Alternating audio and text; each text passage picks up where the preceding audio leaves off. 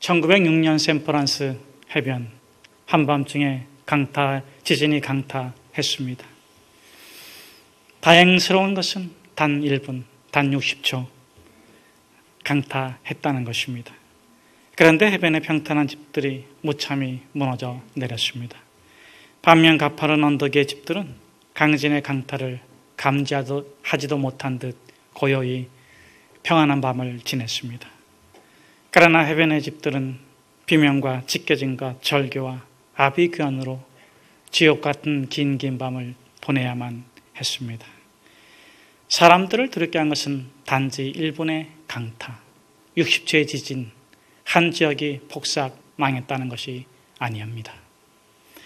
왜 무엇 때문에 쉽게 무너질 것만 같았던 가파른 언덕의 집들은 안전하고 무너지지 않을 것만 같았던 평탄한 해변의 집들이 와르르 무너져 내렸는가 하는 것입니다. 무엇이 이렇게 이웃과 이웃을 극과 극, 싸맬 수 없는 상처와 평안으로 결과를 다르게 했느냐 하는 것입니다. 단지 강타일까요? 지질학자인 피터 야네브의 설명은 이렇습니다. 첫째, 토양의 안정성과 불안정성입니다. 단지 1분 잠깐 지진이 강타를 했지만 지진은 지나갔습니다. 하지만 안타깝게도 해변의 집들이 바다의 만을 메운 매립지에 세워진 집들이었습니다. 땅의 특성상 충격을 받으면 파장을 일으키는데 파장을 통해서 충격을 완화하는 것이죠.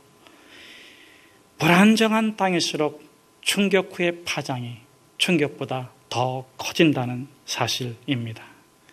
안타깝게도 매립지 위에 세워진 집들은 잠깐의 충격은 견디었지만 충격 후의 파장에 그만 와르르 무너지고 만 것입니다. 강진이란 상처는 견뎌냈지만 트라우마라는 파장에 견디지 못하고 무너진 것입니다. 둘째로 토양의 액화 현상입니다. 액화 현상이란 충격을 잘 견디고 파장에도 견고할 것 같던 안전된 토양이 작은 충격에도 쉽게 흔들리다가 물처럼 녹아내리는 현상입니다. 토양 내부에 빈 공간이 있을 때 자주 일어나는 현상으로서 1964년 일본 니가타 현은 이 액화 현상으로 도시 전부가 폭삭 주저앉아버리고 말았습니다. 여러분, 2001년 9.11 사태 때 쌍둥이 빌딩 세계무역센터가 무엇 때문에 무너졌습니까? 폭격이 아닙니다. 비행기 충돌이 아닙니다. 재료가 부실해서도 아닙니다. 얼마나 든든하게 지었겠습니까? 그런데 한순간 그 벽의 기둥이, 그 벽의 골조가 한순간 액화 현상으로 와르르 무너져버리고 만 것입니다. 사람의 경우에도 육체는 강건하지만 마음의 근육이 약할 때 액화 현상이 일어나기가 쉽습니다. 샌프란시스코의 참사는 천재가 아니라 인재였습니다. 강진이 아니라 토양의 참사였습니다. 이웃과 이웃이 극과 극의 다른 결과를 가져온 것은 외관의 차이가 아니라 기초의 차이입니다. 반석 위에 세운 집은 바람이 불고 창수가 나도 무너지지 않습니다. 그러나 모래 위에 세운 집은 쉽게 무너져 내립니다. 잠깐 강진이 지나가듯 고난도 잠깐입니다. 세파도 잠깐입니다. 심지어 견딜 수 없는 심판도 지나갑니다. 잠깐입니다. 그런데 어떤 집은 아비규환 지옥이 됩니다. 그런데 어떤 집은 상처를 보듬어 감싸주고 진심을 다하는 배려로 천국이 임합니다. 당신은 어떤 집을 짓고 있습니까? 우리 24절에서 27절의 말씀을 함께 읽도록 하겠습니다. 그러므로 누구든지 나의 이 말을 듣고 행하는 자는 그 집을 반석 위에 지은 지혜로운 사람 같으리니 비가 내리고 창수가 나고 바람이 불어 그 집에 부딪히되 무너지지 아니하니 이는 주초를 반석 위에 놓은 까닭이요 나의 이 말을 듣고 행치 아니하는 자는 그 집을 모래 위에 지은 어리석은 사람 같으리니 비가 내리고 창수가 나고 바람이 불어 그 집에 부딪힘에 무너져 그 무너짐이 심하니라. 사람은 반드시 죽습니다. 반드시 심판이 있습니다. 심판은 명예를 따르지 않습니다. 성공을 따르지 않습니다. 심판은 기초를 흔듭니다. 고통, 고난, 상처, 최후에는 죽음이란 강진으로 강타하는 것입니다. 충격에 무너지는 사람도 있고 트라우마에 쓰러지는 사람도 있습니다. 그런데 고요히 최후의 심판마저도 평안히 지나보내는 사람이 있습니다. 시련이 다르기 때문일까요? 공적이 다르기 때문일까요? 아닙니다. 기초가 다른 까닭입니다. 예수님이 말씀하십니다. 모래 위에 집을 세워라. 진흙탕에 세워라. 아닙니다. 반석 위에 세우라. 인생은 풀과 같고 그 영화는 꽃과 같습니다. 풀은 마르고 꽃은 시들지만 하나님의 말씀은 영영이 서리라. 아픔 지나갑니다. 갈등도 지나갑니다. 고난도 지나갈 것입니다.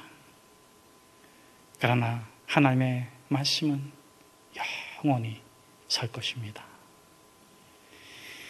반석에 집을 짓는 것은 말씀을 따라 사는 것입니다. 말씀을 따라 사는 것이란 첫째, 머리로 깨달아 알아가는 것이 아니라 발로 걸어가며 깨달아 아는 것입니다. 여러분, 야고보 사도는 어떤 사도입니까? 성경의 야고보서를 기록한 야고보 사도는 무엇을 강조했습니까? 그는 심지어 이렇게까지 말했죠. 행함이 없는 믿음은 죽은 믿음이다. 믿음이 있다고 말하는 자들이여 행함을 보이라. 행함이 없다면 죽은 믿음이라. 그는 믿음의 실천을 강조했습니다. 그러면서 이렇게까지 얘기했습니다. 너가 하나님이 한 분이신 줄, 여기서 하나님이 한 분이신 줄은 절대자, 심판자, 전능자 하나님, 그 하나님이 한 분이신 줄 믿고 아느니라. 잘하였도다. 그러나 귀신도, 누구도요? 귀신도 믿고 떠느니라. 말씀을 몰라서 천국 갈 사람이 지옥 가는 것일까요? 말씀에서 떨어져서 천사가 타락한 천사가 되고, 말씀에서 떨어져서 성령 받은 사람이 악령에 이끌려 살고, 말씀에서 떨어져서 믿음이 의심이 됩니다. 그러나 말씀을 따라 걸어가면 불안이 평안으로 바뀌고 의심이 확신으로 바뀝니다. 불가능이 가능함으로 보여지기 시작할 것입니다. 만일 말씀을 따라 걸어간다면 우울증이 떠나고 불면증이 떠나고 고통과 괴로움이 작게 보이고 그 쓴 물 같았던 영혼의 바닥에서 샘이 솟아날 것입니다. 그들이 주의 집에서 살찐 것으로 풍족할 것이라. 주께서 주의 복락의 강물을 마시우게 하리라. 둘째, 말씀은 복음입니다. 말씀을 따라 살아가는 것은 십자가에서 죽으시고 부활하신 예수님을 믿는 그 믿음으로 나를 믿는 것입니다. 그 은혜로 나를 용서하는 것입니다. 그 영광으로 나를 존귀하게 대하는 것입니다. 자신을 존중하는 사람은 예수님을 위해서 다른 사람과 자기 자신을 구별해요. 쉽게 말하면 선을 긋는 것입니다. 여러분, 선을 긋는 것을 무서워하지 마십시오. 두려워하지 마십시오. 선을 긋는 것은 비난하는 것도 아니고 복수하는 것도 아니고 배신하는 것도 아닙니다. 선을 긋는 것은 내가 다른 사람을 어떻게 대할 것인가의 태도를 결정하는 것입니다. 내가 만일 선을 그어놓으면 그 사람이 나를 어떻게 대해 줄까를 결정하게 됩니다. 내가 존중이 여김을 받겠지만 그 또한 그 자신을 존중이 여기는 법을 배우게 될 것입니다. 셋째, 말씀을 따라 사는 것은 복음을 전하는 것입니다. 말씀을 묵상하고 암송하고, 제가 이번에 조금 전에 설교에서도 우리 100가지 이 기쁨의 강물 중에서 2가지 성경 구절을 암송했어요.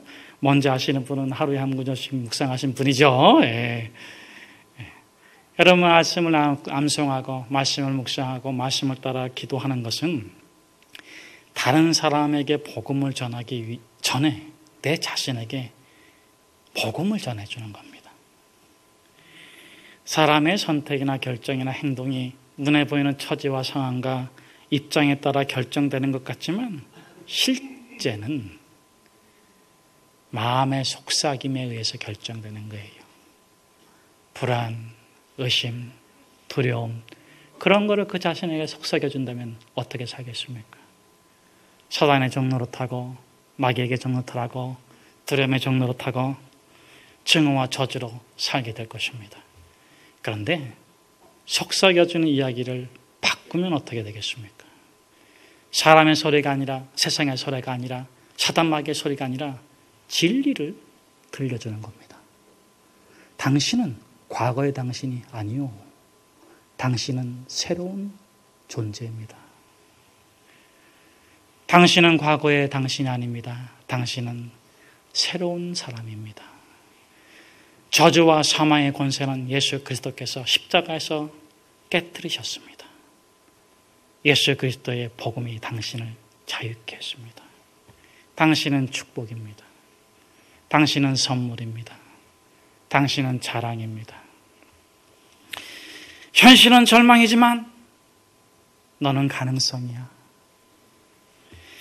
너의 가능성은 너 자신이 아니라 하나님이야. 너가 마른 막대기와 같이 보잘것없이 보일지라도 하나님 손에 붙잡히면 모세가 될 수 있고, 느헤미야가 될 수 있고, 에스더가 될 수 있고, 한나가 될 수 있고, 여호수아가 될 수 있고, 요셉이 될 수 있고, 너의 가능성은 너의 배경이 아니야. 전능하신 하나님이야. 너의 능력은 믿음이야. 너의 지혜는 기도야. 너의 믿음만큼 하나님이 너를 통해서 역사하실 거야. 자, 외쳐보자. 자, 외쳐보자. 자, 외쳐보자. 나는 아무것도 아닙니다. 그러나 나는 전능하신 하나님의 소유입니다. 나는 그분에게 아멘합니다. 그분은 나에게 항상 예스 해주십니다. 나는 그분의 소유입니다. 나는 그분의 백성입니다. 나는 그분의 아름다운 딸이요, 아들이요, 백성입니다.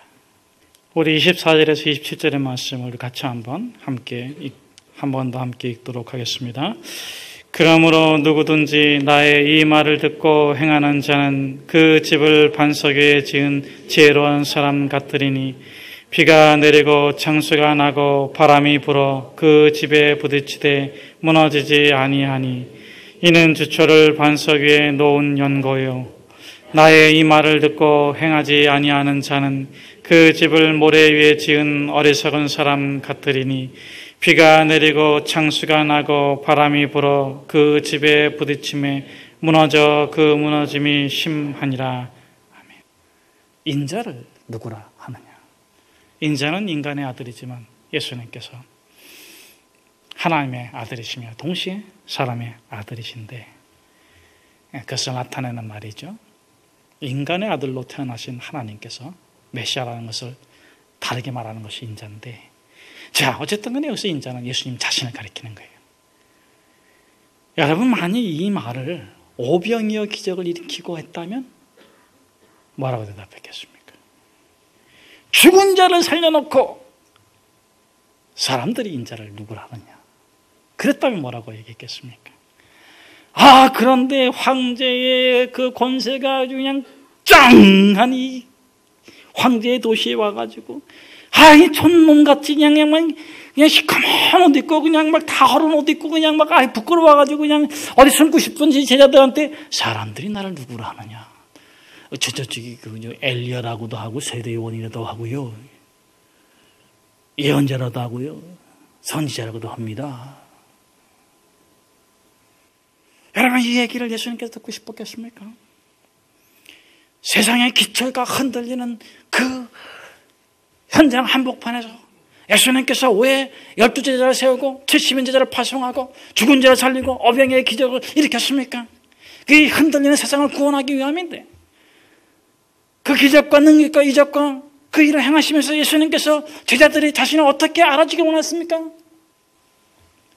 광야에서 메뚜기나 석창을 먹는 세례요한이 아니에요. 예수님께서 듣고 싶은 얘기를 못합니다. 그래서 다시 묻습니다. 너는 나를 누구라 하느냐? 너희는 나를 누구라 하느냐? 단수로 하면 더 명확해요.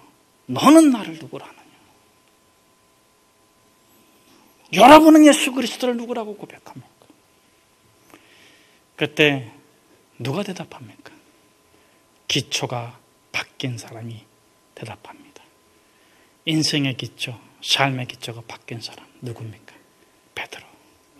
여러분, 베드로는 자신이 대단한 사람인 줄 알았어요.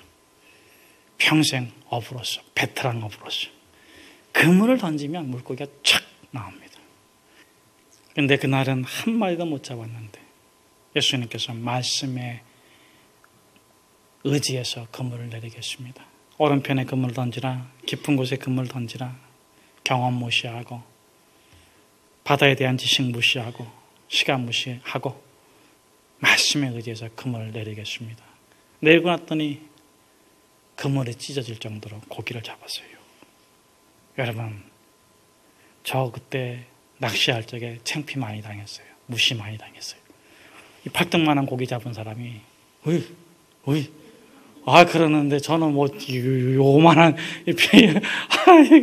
뭐 어떡합니까? 그래, 잘했어요. 박수 쳐주고 그랬는데, 근데 이 베드로는 자랑하지 않습니다.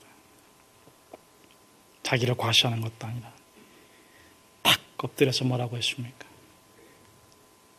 나는 죄인입니다. 나를 떠나소서. 자기의 인생의 기초를 바꿔버립니다. 여러분, 사람이 사람 앞에 서면 잘난 것도 있고 못난 것도 있고 잘하는 것도 있고 못하는 것도 있지만 하나님을 딱 만나면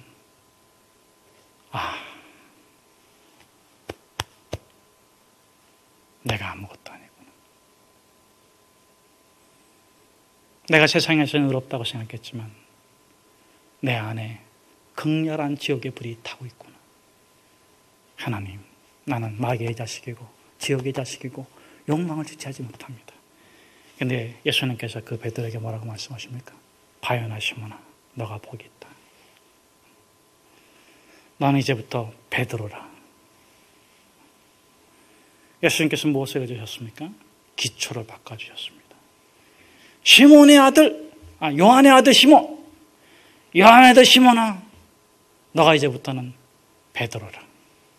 요한의 아들이라는 것은 혈통의 이름 아니겠습니까? 너가 요한의 아들 시몬이지만 너가 육체를 따라 살아갔고 세상의 기초를 두고 살았고 너 자신의 기초를 두고 살아왔지만 이제 너는 기초가 바뀔 것이다. 너는 장차 사람 낚는 어부가 될 것이다. 아멘. 여러분, 기초가 바뀐 베드로가 어떻게 됐습니까? 초대교회 수장으로서 세상을 구원하는 이 수렁 같은 무너지는 세상을 구원해 냈지 않습니까? 그런데 그 베드로라고 해서 환난을 안 당했습니까? 미혹을 안 당했습니까? 무너질 뻔하지 않았습니까? 죄송하지만 새까맣게 타버렸어요. 한순간에 예수를 3번 부인하고 삶의 회의를 느끼고 절망하고 실망하고 친정에 가버렸어요. 베드로의 친정이 어디입니까? 바닷가죠. 배 타고 고기를 잡을 때 예수님이 찾아가니까 겉옷 걸치고 있던 거 훌레당 벗고 뛰어들었어요. 그게 뭡니까? 베드로가 그동안 지었던 집이 비유적으로 표현한 거잖아요. 표현하면 새까맣게 타버렸다. 그런데 베드로의 집의 기초는 어떻습니까? 탔습니까? 아닙니다. 그의 집의 기초는 반석이신 예수 그리스도에게 견고하고 온전하게 남아 있습니다. 다시 예수님께서 그를 불렀을 때에, 다시 예수님께서 그를 세워주셨을 때에, 그가 성령 받고 복음 전했을 때 3,000명이 구원받은 줄로 믿습니다. 사랑하는 여러분, 지나가는 걸 붙잡지 마세요. 잠깐입니다. 반면에 가룟 유다는 왜 마지막 입맞춤을 했습니까? 가장 순결한 입맞춤이 왜 가장 타락한 입맞춤이 되었습니까? 그의 기초가 바뀌지 않았기 때문에요. 예수 믿고 제자가 되었고 복음 사역을 했는데 어느 날부터 자꾸 예수님께서 이상한 소리 하는 거예요.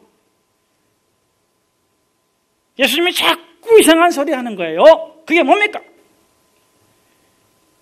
나의 나라는, 하나님의 나라는 세상에 속한 것이 아니요 하늘에 속했다.